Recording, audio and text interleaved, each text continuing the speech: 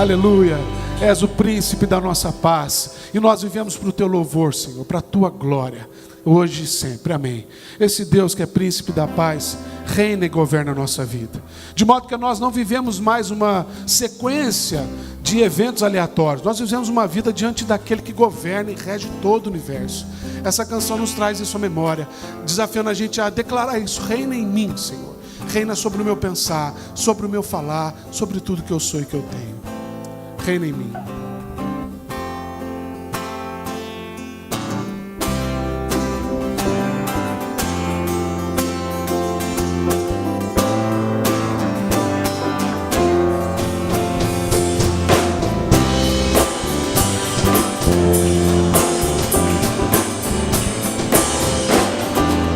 Agora sim. Sobre toda a terra tu és o rei, sobre as montanhas e o pôr do sol. Uma coisa só, meu desejo é: vem reinar de novo em mim, reinar em mim, com o teu poder, sobre a escuridão, sobre os sonhos teus. Tu és o Senhor de tudo que sou. Vem reinar em mim, Senhor.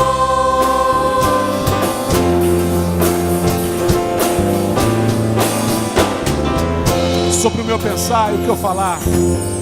Sobre o meu pensar, tudo que eu falar, faz-me refletir a beleza que há em ti. Tu és para mim mais que tudo aqui. Vem reinar de novo em mim, reinar em mim, com o teu poder, sobre a escuridão, sobre os sonhos teus. Tu és o Senhor de tudo que sou. Vem reinar, Reina em mim, Senhor. reinar em mim, com o seu poder, sobre a escuridão, sobre os sonhos teus. Tu és o Senhor de tudo que sou. É, Senhor. Vem reinar em mim, Senhor. Vem reinar.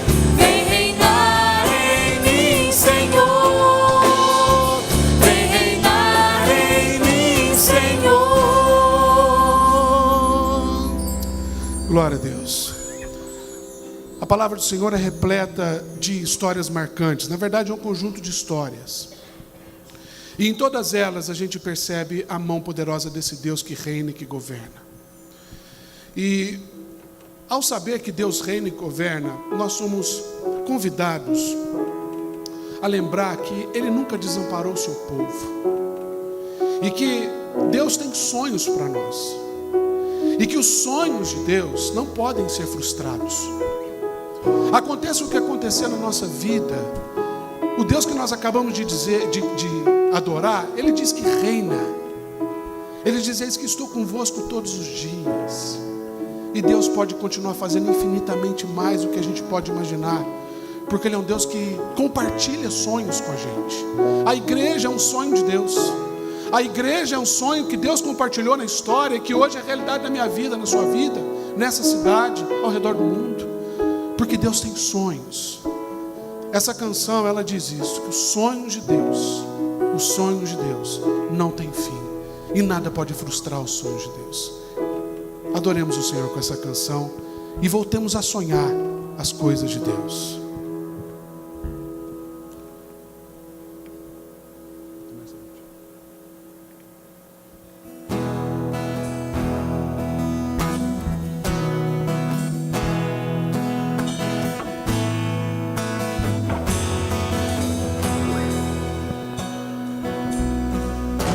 Os sonhos de Deus são maiores que os meus. Ele vai fazer o melhor por mim.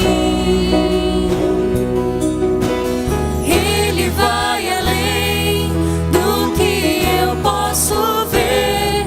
Ele faz o que eu não posso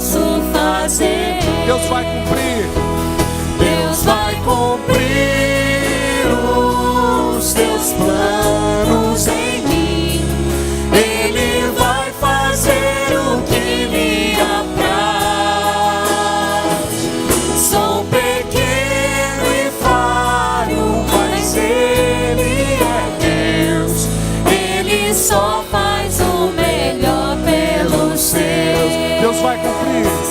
Deus vai cumprir os seus planos em mim. Ele vai fazer o que lhe apraz. Sou pequeno e falho, mas Ele é Deus. Ele só faz o melhor pelos seus.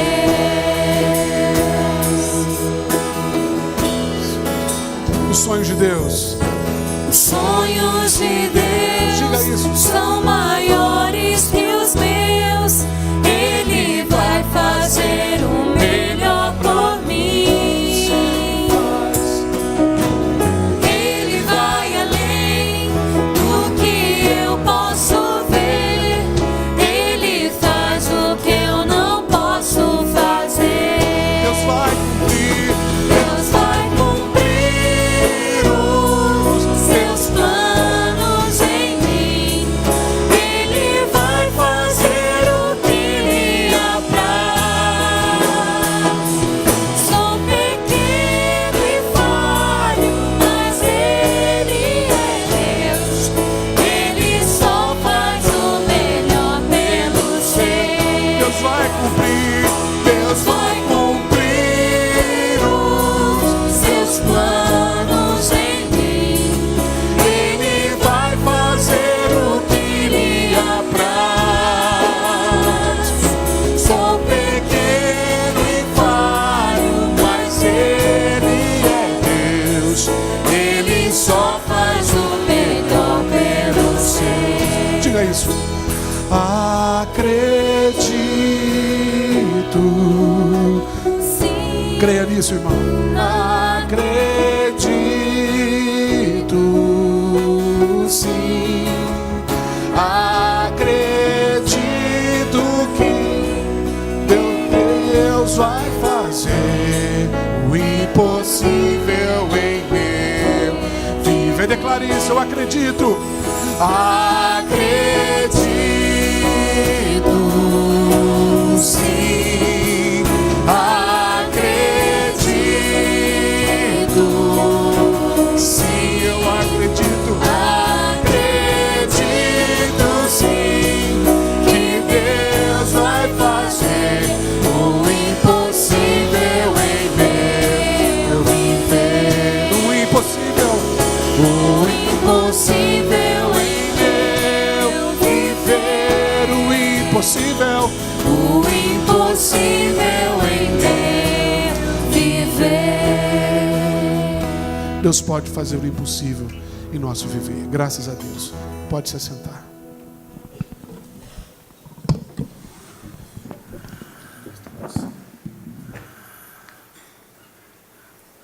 Nós estamos nesta manhã de culto a Deus, não apenas interrompendo o momento da nossa agenda comum, das nossas atividades.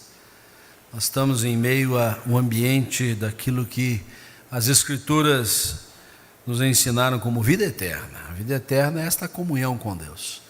Jesus, na sua oração, conhecida como oração sacerdotal, registrada em João 17, diz: e a vida eterna é esta, que te conheçam a ti como único Deus verdadeiro e aquele a quem enviaste.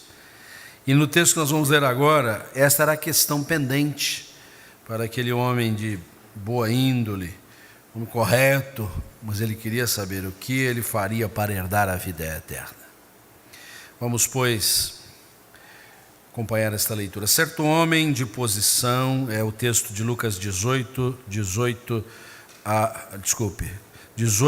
30. Eu vou começar no 18, está 24 a 30, mas eu vou começar no 18. Certo homem de posição perguntou-lhe: bom mestre, que farei para herdar a vida eterna? Respondeu-lhe Jesus: por que me chamas bom? Nem é bom, senão um, que é Deus. Sabes os mandamentos? Não adulterarás, não matarás, não furtarás, não dirás falso testemunho, honra teu pai e tua mãe. Replicou-lhe ele: tudo isso tenho observado desde a minha juventude. Ouvindo Jesus, disse-lhe: uma coisa ainda te falta, vende tudo que tens, dá aos pobres e terás um tesouro nos céus, depois vem e segue-me. Mas ouvindo ele estas palavras, ficou muito triste, porque era riquíssimo.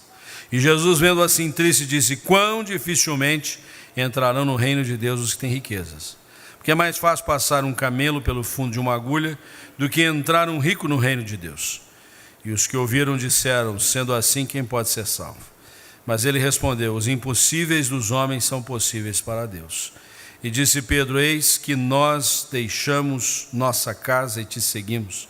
Respondeu-lhe Jesus: em verdade vos digo, que ninguém que tenha deixado casa, ou mulher, ou irmãos, ou pais, ou filhos, por causa do reino de Deus, que não receba no presente, muitas vezes mais, e no mundo por vir, a vida eterna. A questão não é o que eu tenho, o quanto eu tenho, é o que eu faço com isso. Se tudo que eu sou e que eu tenho está à disposição do reino de Deus, não é nem pobre, nem rico, nem remediado que vai ser cerceado de entrar no reino de Deus, porque tudo já foi colocado sob o altar do Senhor, e a nossa vida é vivida na perspectiva do reino do Senhor. Por isso o hino que nós vamos cantar agora diz: com Cristo ali é céu para mim. O céu vem à terra na comunhão com o Senhor, e quando deixarmos a habitação terrena, nos transportaremos para uma comunhão absoluta. Enquanto cantarmos o hino 102, nós vamos consagrar a Deus os dízimos, ofertas, no propósito, na responsabilidade da manutenção da obra, nos compromissos. Queremos lembrar aos irmãos que a igreja, ela depende da responsabilidade dos membros que decidiram sustentá-la quando fizeram a sua pública profissão de fé.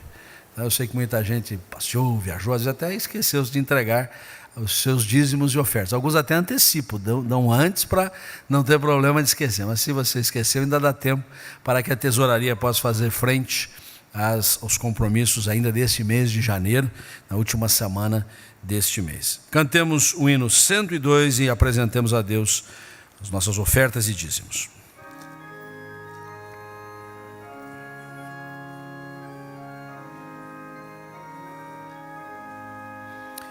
Depois que Cristo me salvou, em céu o mundo se tornou, até no meio do sofrer, eu tenho paz no meu viver.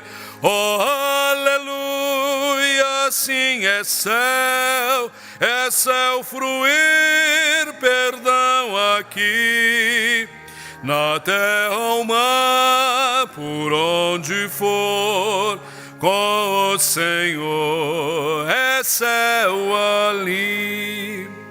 Muito longe eu vi outrora o céu, mas quando Cristo me valeu, então senti meu coração entrar no céu da retidão. Oh, aleluia, assim é céu fruir perdão aqui. Na terra ou mar, por onde for, com o Senhor é céu ali. Vamos ficar em pé, as crianças venham para frente. Bem pouco importa eu habitar em alto monte à beira-mar, em casa ou grota, boa ou ruim, é céu ali, oh Cristo em mim. Oh, aleluia, assim é céu fruir perdão ali, em calma por onde for, com o Senhor é céu ali. As crianças vão esperar um pouquinho aqui, não vão sair agora não, tá? Nós vamos orar, agradecer as ofertas e depois nós temos um momento especial. Senhor, nós apresentamos a Ti o nosso coração. Aqui não vai apenas um pagamento, a dívida. Nós estamos aqui, Senhor, dizendo: somos Teus e Tu requeres de nós esta contribuição para a manutenção da Tua casa. E quanto mais o Senhor insistir conosco em Te servir. Abençoa, multiplica esses recursos, dá-nos boa administração dos mesmos. Em nome de Jesus. Amém. nós vamos recepcionar aqui o professor Cidoidão. Vamos sentar. As crianças é que vão ver o professor Cidoidão e nós também, evidentemente. Bom dia, irmãos. A Luciana pediu que eu apresentasse para os pais o que as crianças aprendem lá. Pelo menos de vez em quando eu vou vir aqui brincar com eles. E hoje eles vão aprender que o sangue de Jesus, que está aqui na minha mão direita, e aqui é o pecado do homem, esse tubo escuro, preto, nos purifica de todo o pecado. Então, quando eu misturar, se eu não derramar aqui, espero que não, eu normalmente faço isso aqui no laboratório. O sangue de Jesus nos purifica de todo o pecado. É isso que eles vão aprender hoje. Obrigado. Então nós vamos orar agora pelas crianças para elas saírem. Espera um pouquinho, segura aí a porta, diácono, segura aí. Senhor Jesus, nós só estamos aqui te louvando porque não foi um processo químico, mas espiritual que aconteceu conosco. Aqui ilustrar de uma maneira bastante clara o que o Senhor faz conosco. Limpa e purifica o nosso coração de todo pecado. Abençoa as crianças que vão ser reforçadas nessa mensagem, conhecer mais a Jesus, o seu Salvador, como nós que vamos receber a tua palavra, em nome de Jesus. Amém. Bom dia, irmãos. Abram as suas Bíblias comigo em Marcos capítulo 1, versos de 9 a 11.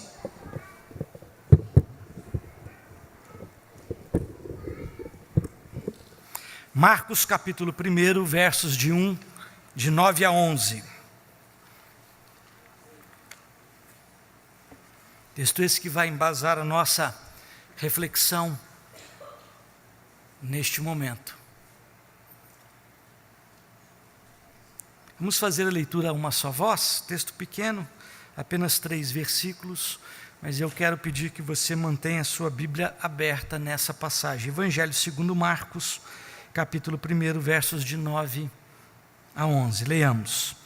Naqueles dias veio Jesus de Nazaré, da Galileia, e por João foi batizado no Jordão. Logo ao sair da água, viu os céus rasgarem-se, e o Espírito descendo como pomba sobre ele. Então foi ouvida uma voz dos céus: Tu és o meu Filho amado, em ti me compraz. Vamos ler novamente o verso 11, vamos lá? Então...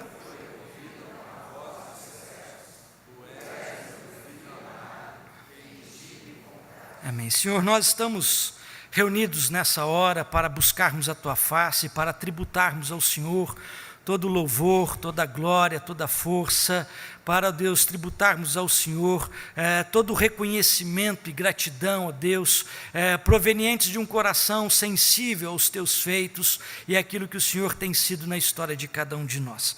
Mas de igual forma também estamos aqui reunidos, ó Deus, para recebermos a instrução da Tua palavra. A Tua palavra que é mais doce do que o mel. A Tua palavra que é espada capaz de dividir juntas e medulas.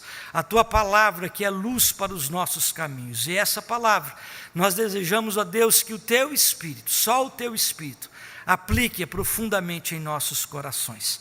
É a nossa súplica, em nome de Jesus. Amém e amém. O tema da nossa igreja, neste ano de 2015, fala a respeito, pode virar a tela, fala a respeito desta realidade, filhos segundo o coração de Deus. Se você ainda não apanhou a sua agenda de mesa, o seu calendário de mesa com toda a programação da igreja, com todos os temas do ano, você pode passar na saída e pedir para um dos diáconos, eles estarão estendendo gratuitamente a você a agenda de mesa, o calendário de mesa da igreja, com toda essa percepção da igreja. Mas o tema do ano é filhos segundo o coração de Deus, e o versículo base deste ano é: mas a todos quantos o receberam, deu-lhes o poder de serem feitos filhos de Deus, a saber, os que creem no seu nome. A ideia inicial que eu gostaria de abordar nessa manhã traz a percepção de que, se nós somos filhos segundo o coração de Deus, filhos necessitam de pais. Filhos necessitam de se confrontar com a realidade de uma paternidade. Conquanto nós tenhamos na ciência uma evolução com técnicas de fertilização em laboratório e outras coisas mais, não acontece a reprodução sem que hajam filhos gerados por pais, por sêmen, por óvulo, ainda que desconhecidos, fertilizados ou não em laboratório, mas precisam de pais, ainda que seja apenas na geração.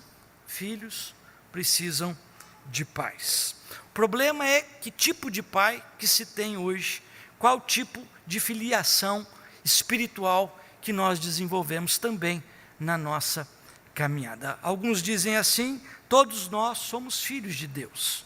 Alguns usam desse jargão popular para dizer todo mundo é filho de Deus. Essa não é uma percepção bíblica. Essa é uma realidade alheia à verdade bíblica. A Bíblia não diz a respeito de que todos nós, todas as pessoas, tudo é filho de Deus, todos são criaturas de Deus. Há uma distância muito grande entre o resultado daquilo que Deus faz e a realidade da filiação. O ano passado eu editei um livro e pude compartilhar com os irmãos. Ele já está quase esgotado, faltam apenas 90 exemplares. Esse livro não é filho, é uma obra. Conquanto tem um nome, foi batizado com o nome, a respeito da sua estrutura, saiu de dentro de mim os pensamentos, as composições, os textos, os verbetes. Não é filho, é apenas uma criação. Assim, Deus criou o universo, e nesse universo Ele criou animais, Ele criou seres humanos, Ele criou cachoeiras, Ele criou passarinhos.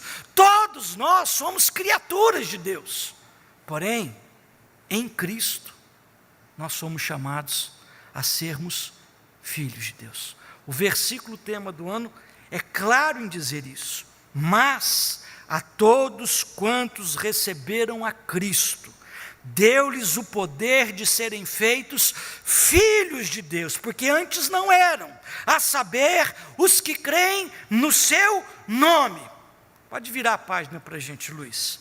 A Bíblia também fala de dois tipos de filiação, que também estão caminhando paralelo ou em conjunto com essa percepção. Lá em João capítulo 8, versículo 44, nós encontramos: vós sois filhos do diabo, que é vosso pai, e quereis satisfazer-lhes os desejos. Ele foi homicida desde o princípio, e jamais se firmou na verdade, porque nele não há verdade. Quando ele profere mentira, fala do que lhe é próprio, porque é mentiroso e é pai da mentira. A Bíblia coloca para a gente que há um outro tipo de filiação. Aqueles que não vivem na verdade, que militam na mentira e no engano, não têm como filiação a pessoa divinal, não são filhos de Deus. Pelo contrário, é o Senhor Jesus, no capítulo 8, que está atribuindo a uma outra realidade essa filiação. Vós sois filhos do diabo. Mas ainda dentro do capítulo 8 do Evangelho de João, é interessante que no capítulo 8, João faz uma abordagem sobre filiação. No capítulo 8, ainda agora no verso 39, Jesus continua falando sobre essa perspectiva de uma outra filiação, que não seja a filiação paternal, divinal, em Cristo Jesus. Ele diz assim: então lhes responderam os judeus: nosso pai é Abraão. Disse-lhe Jesus: se sois filhos de Abraão, praticai as obras de Abraão. Se há uma percepção de malignidade no versículo 44, quando Jesus atribui a filiação ao diabo, no capítulo 8, versículo 39, Jesus está falando agora sobre religiosidade. Há muita gente que está atrelada a uma religiosidade sem eficácia. Somos filhos de Abraão.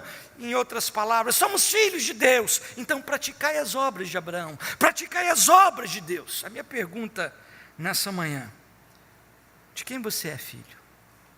Leonardo Boff, no seu livro Pai Nosso, uma exposição desta oração maravilhosa que Jesus nos ensinou e que agora há pouco acabamos de orar, Leonardo Boff, no seu livro Pai Nosso, declara: nós estamos, como dizem alguns, a caminho de uma sociedade sem pai. Todas as culturas hoje vigentes são patriarcais, mas profundamente em crise. O progresso tecnológico impossibilita manter a dominação em estilo paternal. A imagem do pai vai se esfumando. Sua atividade profissional se torna cada vez mais invisível para o filho que está à distância. Rouba-lhe então a autoridade. A sociedade patriarcal está sendo substituída pela sociedade sem pai, ou por uma sociedade fraternal. Freud nos ensinou que para cada homem a ideia de Deus é formada a partir da imagem do pai. Freud explica.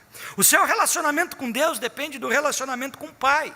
Esta base servirá de trampolim para o filho elaborar sua imagem de Deus, que seja fruto de uma fé madura e não sedativo do instinto de proteção. Interessante que quando nós olhamos então para o texto em anexo, pode virar a tela para a gente, nós encontramos uma passagem que fala sobre a paternidade de Deus.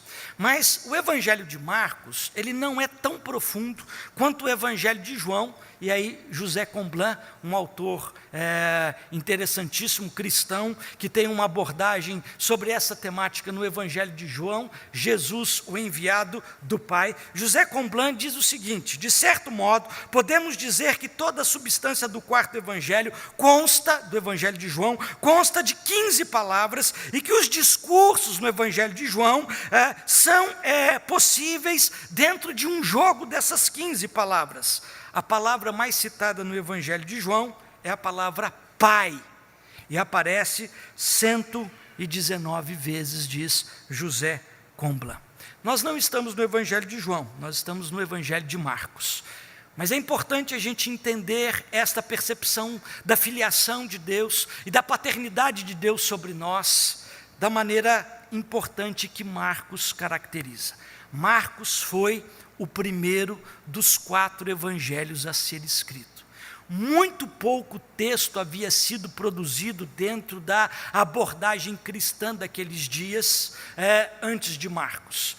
Se eu não me engano, posso até estar equivocado, mas a primeira epístola de Paulo aos Tessalonicenses, também o texto de Gálatas, antecederam ao Evangelho de Marcos. Marcos foi o primeiro dos evangelhos, dos 4 evangelhos, foi o primeiro a ser escrito.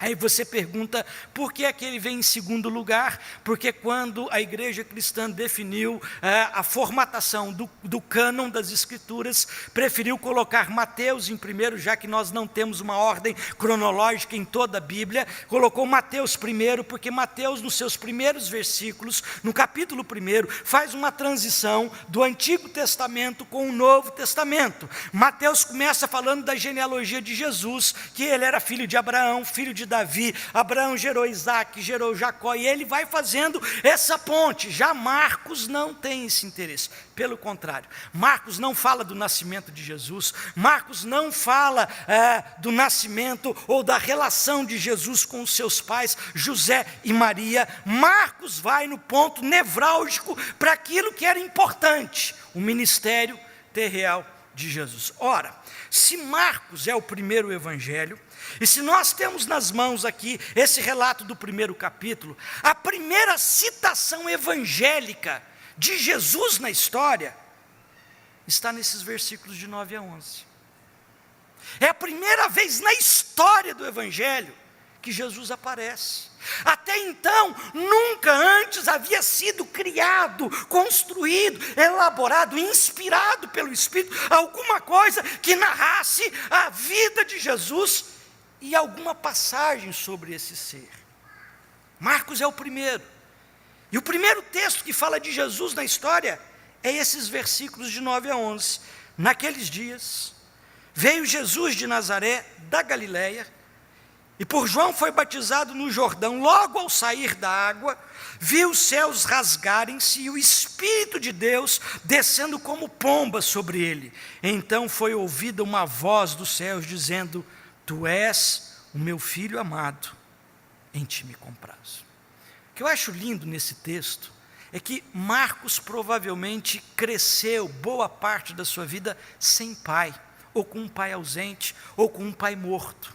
A sua mãe, ela era uma das auxiliadoras dos discípulos. A mãe de João Marcos emprestava a sua casa para as reuniões. Em Atos dos Apóstolos, nós temos um momento que Pedro estava preso e ele é liberto da prisão, e a igreja estava reunida na casa de Maria, mãe de João Marcos, orando pela libertação de Pedro. Pedro vai para a casa desta mulher, bate na porta, Rode, a serviçal, vem atender. Eles estão orando para Pedro ser liberto. Pedro já estava liberto, mas eles não atendem Pedro, e isso se deu na casa de João Marcos.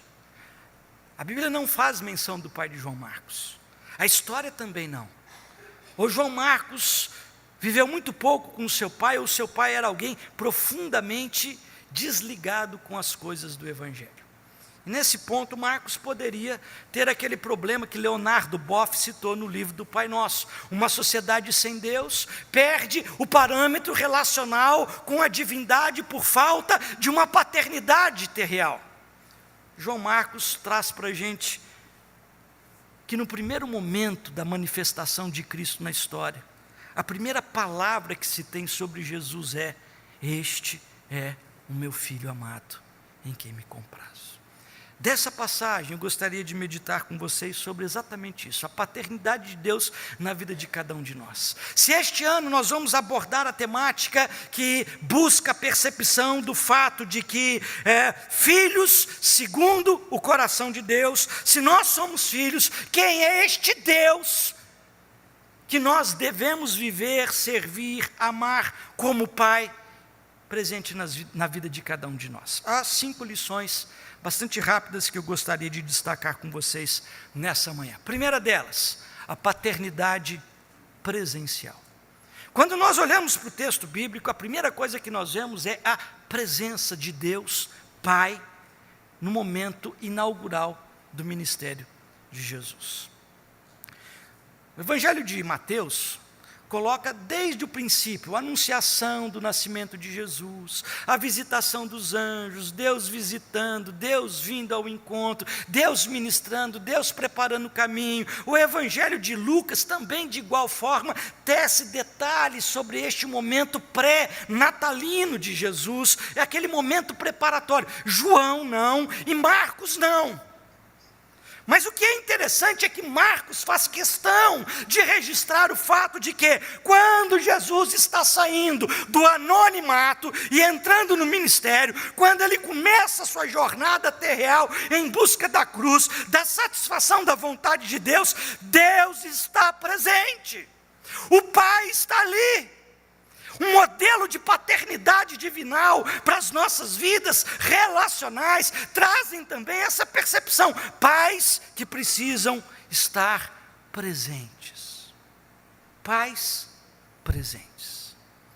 Hoje, o presente tem substituído a presença. Então, para muitos filhos, a percepção de pais são presentes e não a presença. Deus Pai estava presente naquele momento da história e da trajetória inaugural do ministério de Jesus, o Filho. Tu és o meu Filho amado, em quem tenho todo o meu prazer.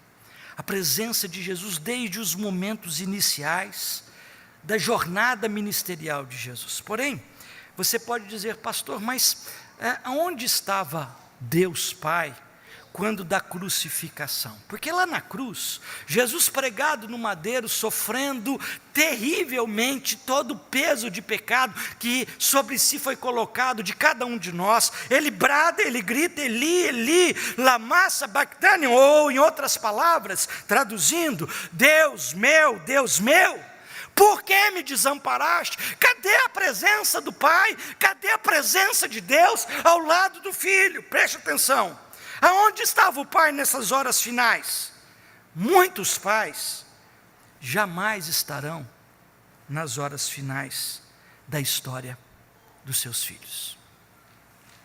A maior parte dos pais não vai ver os momentos finais da história dos seus filhos. Faz parte da normalidade da vida. Eu não disse todos, eu disse a maior parte. Alguns pais vão ter a infelicidade de sepultar os seus filhos. Talvez seja uma das dores mais terríveis, muito maior do que a dor do parto para uma mãe, seja a dor de sepultar os seus filhos. Mas nem todos, com a graça de Deus.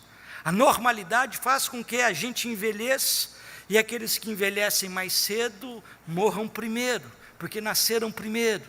E na normalidade, muitos pais não vão ver os momentos finais dos seus filhos.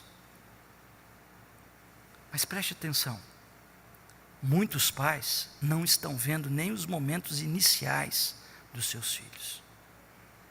O pai estava presente no princípio. É no princípio que o pai faz diferença. É no começo que o pai faz toda a diferença. Que a presença paternal faz um divisor de águas. No final, quase todos nós não teremos mais a presença dos nossos pais nos nossos momentos terminais, a semelhança de Jesus. Mas preste atenção, muitos pais não estarão presentes nos momentos finais, mas nem estão presentes nos momentos iniciais. A presença é algo fundante na relação com a percepção da paternidade.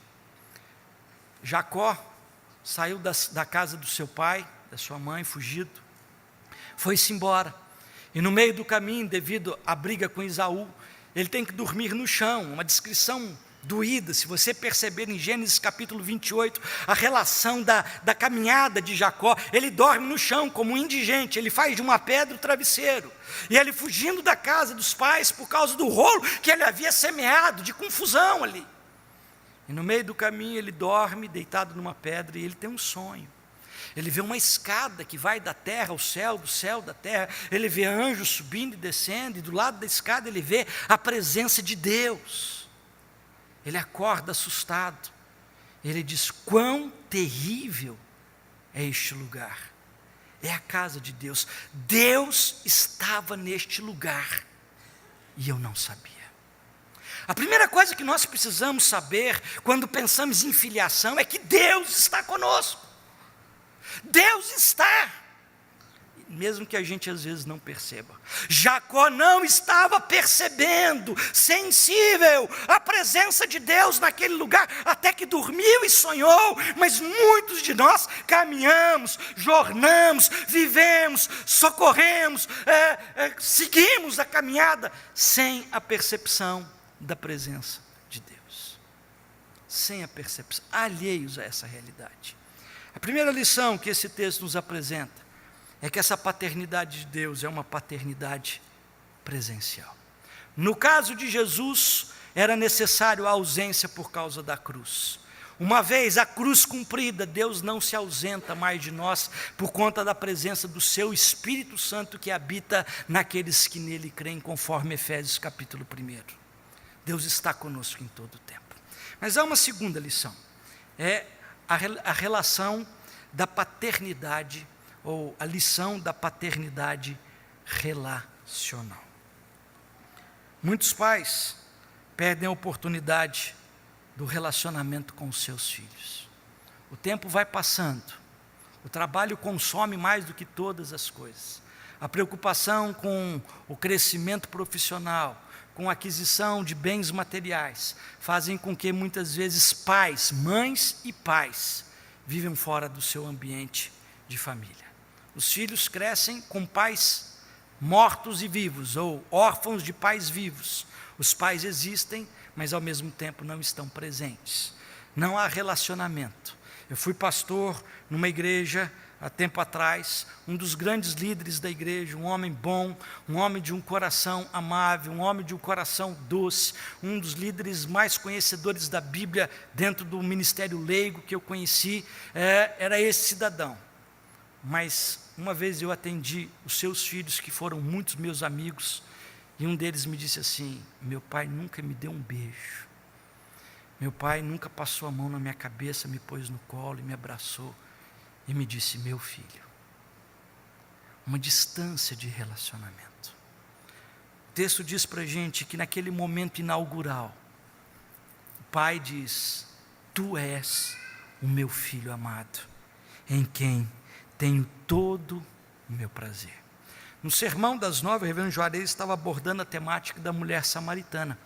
Ele estava falando exatamente sobre isso. Jesus aproveitou daquele momento da água, do poço, da sede, a oportunidade de beber. Ele poderia ir lá, não é, pastor? Como o senhor mesmo falou, pegar água e beber. Mas ele se relaciona com a mulher. Ele se aproxima com a mulher, ele conversa com a mulher. Aquilo era quebra de paradigma, aquilo era quebra de estruturas dentro do ambiente social e cultural daqueles dias. Deus quebra paradigmas para se relacionar conosco, e é um escândalo para judeus e para gregos o fato de que Deus se fez homem.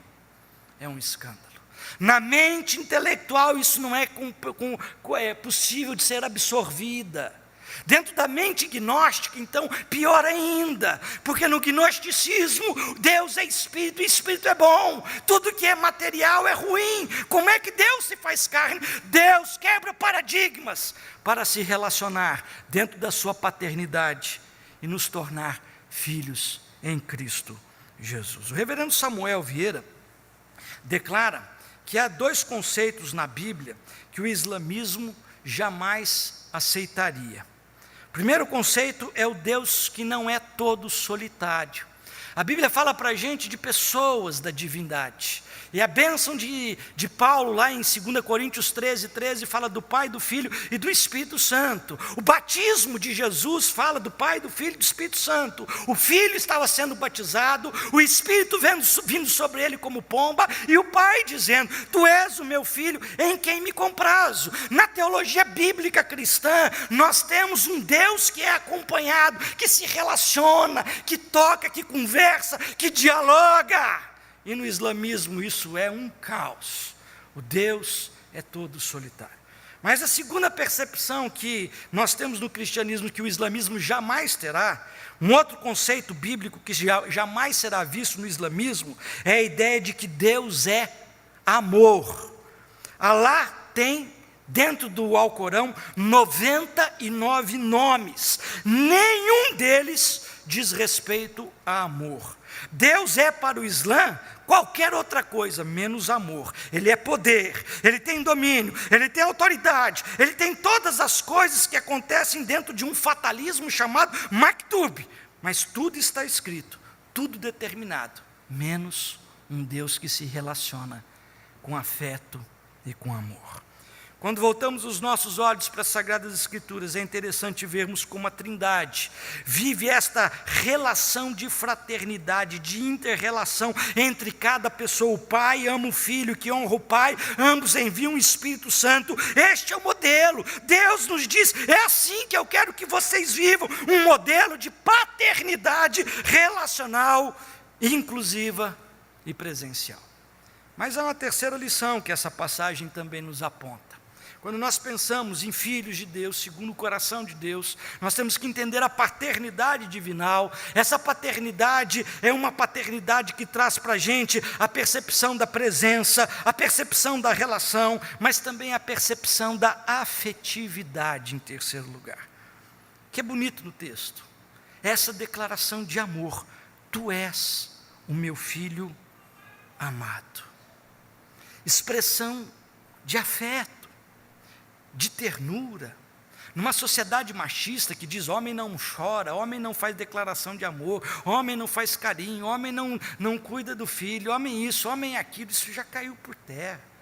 Quando a gente olha para o modelo do pai, ele diz: Tu és o meu filho amado, em quem eu tenho todo o meu prazer. É declaração de afeto, é de amor. Isso é uma bomba emocional no peito de quem recebe. Ora, queridos, Davi foi um dos maiores líderes nacionais, se não o maior líder nacional de Israel. O grande rei, conquistador, guerreiro, imbatível. Davi foi um péssimo pai, o pior de todos, entre os piores da Bíblia. Os filhos de Davi foram um verdadeiro caos. A casa de Davi foi uma encrenca só. Davi tinha um filho chamado Absalão. O pai da paz é a tradução do nome Absalom. O pai da paz, certa vez, matou Aminon, seu irmão. Porque Aminon havia deitado com a sua irmã, havia estuprado a sua irmã. Aminon havia criado uma emboscada, ele apaixonou-se pela sua irmã, e ele se fingiu de doente, pediu para a mãe: manda a minha irmã vir cuidar de mim no leito. Enquanto ele estava ali, ele abusa da irmã, e depois expulsa a irmã, pega nojo da irmã: não quero mais saber de você. A notícia chegou à mente de Davi, mas chegou também a Absalão. O pai não fez nada, vistas grossas, panos quentes. Absalão tomou aquela situação para si e matou Aminon. Um irmão matou outro irmão. E aí Absalão tem que fugir da presença do pai, porque o pai ficou indignado, não fez nada. Covardou-se no primeiro momento para disciplinar os seus filhos, mas no segundo momento ficou irado com a atitude de Absalão, o pai da paz que semeou guerra e confusão. E Absalão tem que fugir para a casa dos avós, e a Bíblia diz que passaram-se mais de 2 anos, sem um e-mail, sem um WhatsApp, sem qualquer telefonema, sem uma carta, sem se importar. Davi deu de ombros: esse meu filho está morto. 2 anos e meio depois, Absalão reúne todos os descontentes do reino e invade Jerusalém para matar o pai. O pai não havia dado uma palavra para o filho, o pai não havia procurado o filho, o pai não havia semeado afeto. E aí você pode perguntar: será que Davi não gostava de Absalão? Será que Davi não gostava do seu filho? Não lhe tinha amor? Tinha sim, só não expressava. No dia que Absalão morreu, o choro de Davi é uma das páginas mais comoventes das Sagradas Escrituras do Antigo Testamento. O choro de Davi: Absalão, Absalão, meu filho, Absalão. Absalão, Absalão, meu filho. Foram 7 dias repetindo esta frase, com lágrimas sendo vertidas nos olhos. Mas aí não adiantava nada. O afeto já não tinha sido dado, a revolta já tinha sido proclamada e a morte decretada. O modelo da paternidade de Deus traz para a gente a ideia de presença, traz para a gente a percepção de relação, traz para a gente também o desafio do afeto. Em quarto lugar, o texto diz para a gente que é uma paternidade também qualitativa, é uma paternidade presencial, é uma paternidade relacional, é uma paternidade afetiva, mas é também uma paternidade qualitativa. É tempo com qualidade. É algo que faz a diferença, além da presença, além da relacionalidade, além da afetividade. O que o texto nos ensina é que a relação Deus-Pai, Pai e Filho é marcada por contentamento, prazer e um na relação com o outro. Prazer. E aí você fala assim: peraí, eu vim de um ambiente católico romano onde se diz que prazer é pecado. Ora, quando Deus estabeleceu o sexo lá atrás, em Gênesis, e disse para o homem antes do pecado: crescer e multiplicais, isso não aconteceria por transmissão de pensamento, tá certo? Isso aconteceria por ato sexual, e isso antes de Gênesis 3. Deus havia dado este mandato para o homem e para a mulher no capítulo 2. O sexo na relação conjugal tem 3 fatores: o fator de comunhão, serão 2 uma só carne; o fator de prazer, porque sexo, quando é feito com amor e carinho, dá prazer; e o fator de procriação. Não existe um ambiente mais gostoso para gerar um filho do que um ambiente de prazer, de amor e de carinho. Tira da sua cabeça essa ideia de que prazer é pecado. Isso é coisa de católico, que muita coisa desviou-se da palavra de Deus. O Papa aí está trazendo tudo de volta. Eu tenho uma admiração tremenda por este Papa, pela coragem que está tendo. Mas prazer é uma relação que a gente tem que também trabalhar com Deus. Há muita gente dentro do ambiente evangélico que se relaciona com Deus dentro da percepção de um servo, de um escravo. E o escravo, diz Jesus, não sabe o que faz ao seu senhor. É ordem sobre ordem, é mandamento sobre imposição.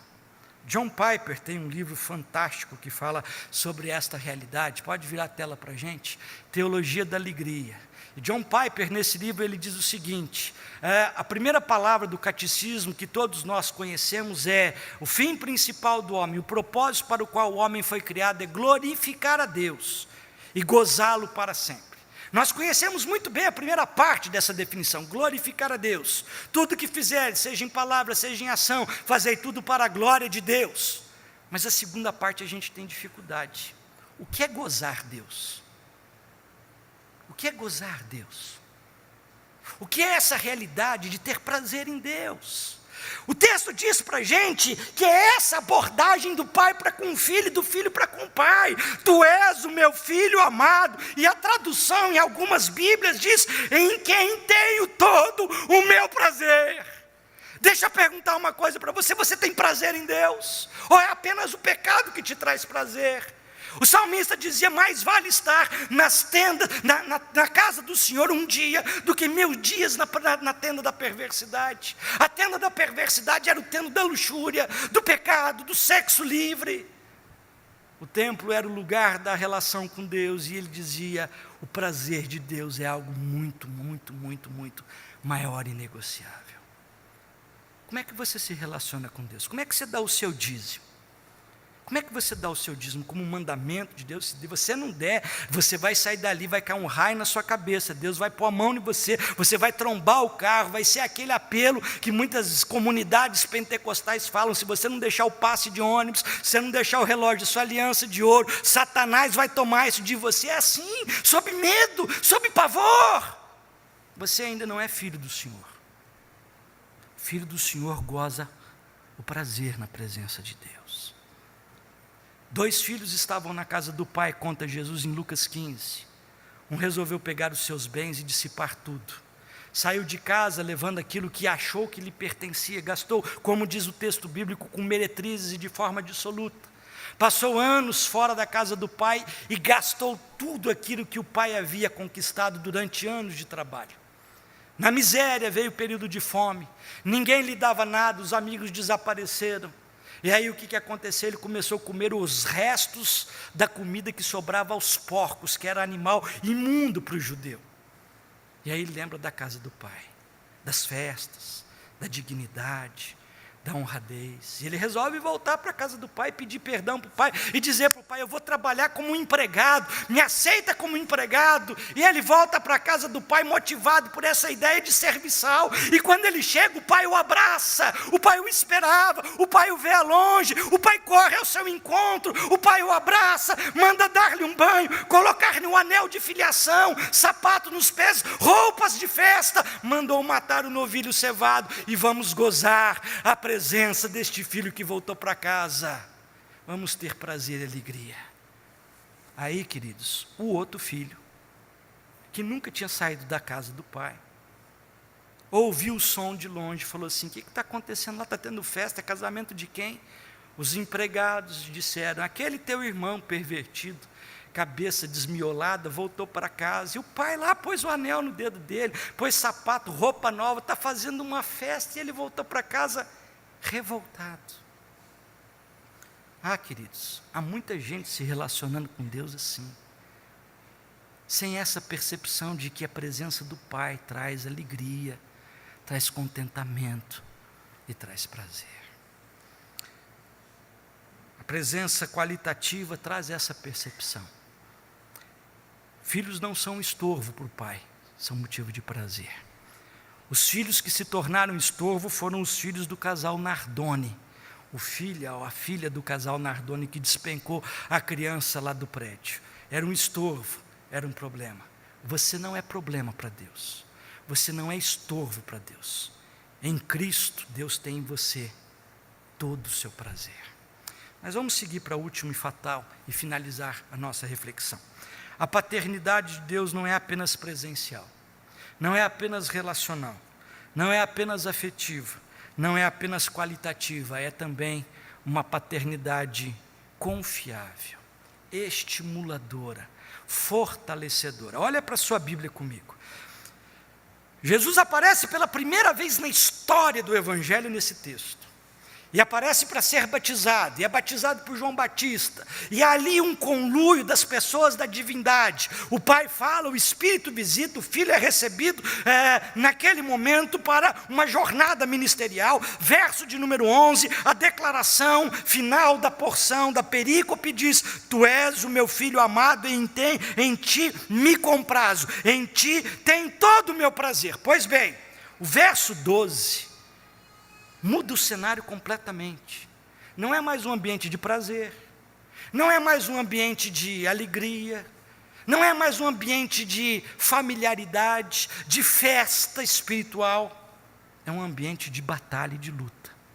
E o Espírito impele Jesus para o deserto, onde ele passou 40 dias sendo tentado por Satanás. Estava com as feras, mas os anjos o serviam. O Pai sabia que o Filho estaria para enfrentar. O Pai permite que o Filho siga o caminho do deserto. Mas antes do Filho entrar no deserto, antes do Filho dar com as feras, antes do Filho passar pela prova de Satanás, antes de tudo isso, o Pai revela e declara a Ele todo o seu amor e prazer. O Filho seguiria o seu ministério, seguiria em face às tentações, sorveria as adversidades literalmente, mas com a confiança de que o Pai o amava. Pai, só existe a possibilidade de confiança quando se sabe quem é, o que pensa e como age o Filho. Confiança é fruto de relacionamento verdadeiro, durável, profundo. Muitos pais criam seus filhos para si mesmos. O Pai cedeu Jesus aos desertos, às hostilidades, aos enfrentamentos e até mesmo à cruz. Não devemos criá-los sem a percepção de que a vida é dura, de que nos aguarda pela frente, muitas vezes são desertos terríveis, mas devemos fazê-lo declarando o amor, o prazer, motivo que fortalece toda a confiança no seu e no meu coração. Por isso, eu quero finalizar nossa exposição nessa manhã, trazendo um texto do Salmo de número 2, verso 7.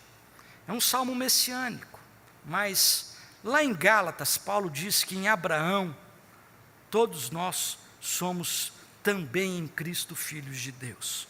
O que é que diz Salmo 2, 7? Proclamarei o decreto do Senhor. Ele me disse: Tu és o meu filho, eu hoje te gerei. Se você está aí, vivo, existindo, lembre-se que teve alguém que te gerou. E em Cristo Jesus nós somos gerados de novo, por isso a expressão novo nascimento.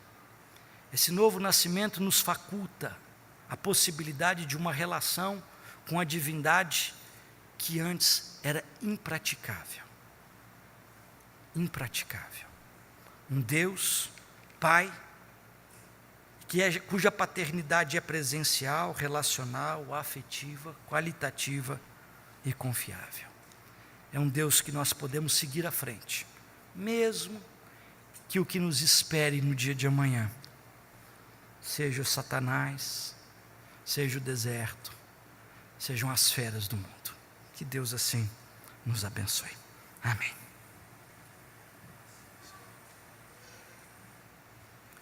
Nós vamos cantar, meus irmãos, o hino 297, sob o título A Chamada Final. A nossa marcha não é uma marcha ao abandono, é uma marcha na companhia do Pai. Mas quando do desenlace, do retorno do Senhor Jesus, a nossa satisfação, a nossa alegria será absolutamente declarada. E quando enfim chegar o dia da vitória do meu Rei, quando enfim chegar o dia pela graça de Jesus, eu lá estarei. Vamos louvar ao Senhor.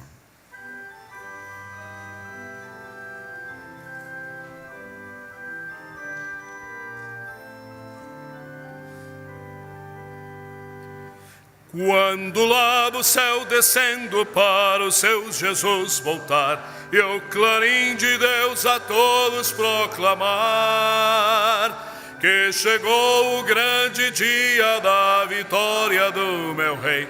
eu por sua imensa graça lá estarei.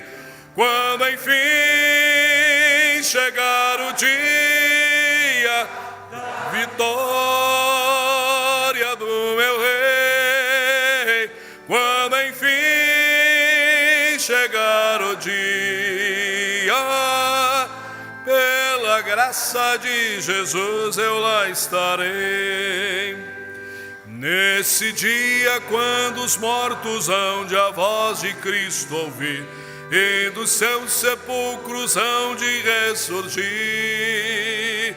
os remidos transformados logo aclamarão seu Rei, e por sua imensa graça lá estarei. Quando enfim chegar o dia da vitória do meu Rei, quando enfim chegar o dia, pela graça de Jesus eu lá estarei. Pelo mundo rejeitado foi Jesus meu Salvador, desprezaram e insultaram meu Senhor, mas glorioso vem o dia da vitória do meu Rei, e por sua imensa graça lá estarei. Quando enfim chegar o dia da vitória do meu Rei, quando enfim chegar o dia,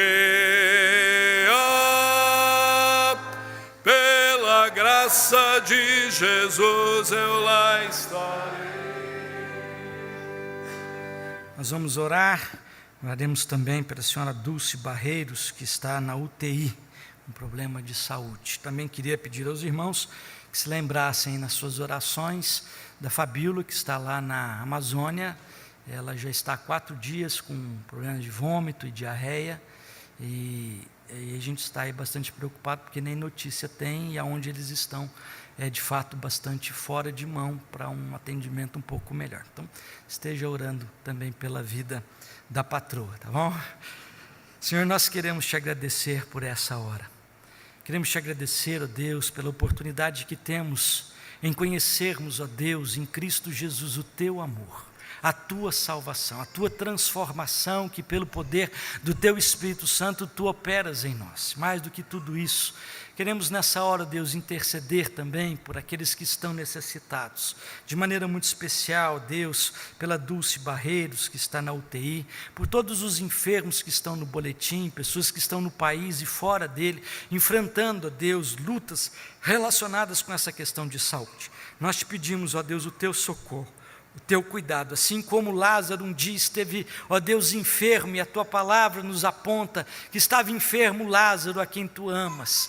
Ó Deus, tu amas também todos estes teus servos, filhos, ó Deus, esparramados em todo o canto e que muitas vezes estão passando, ó Deus, pelos desertos da vida na área da saúde. Pai, nós te suplicamos por eles, estende as tuas mãos, abençoa-os, fortalece, manifesta a tua vontade, prepara os seus corações, ó Deus, com a confiança de que são, ó Deus, objeto do teu amor e de todo o teu prazer. É a nossa súplica, em nome de Jesus, e que a graça do nosso Senhor e Salvador Jesus Cristo, o amor de Deus Pai, a presença, a doce comunhão do Espírito Santo, sejam sobre todos nós, hoje e para todos sempre. Amém e amém.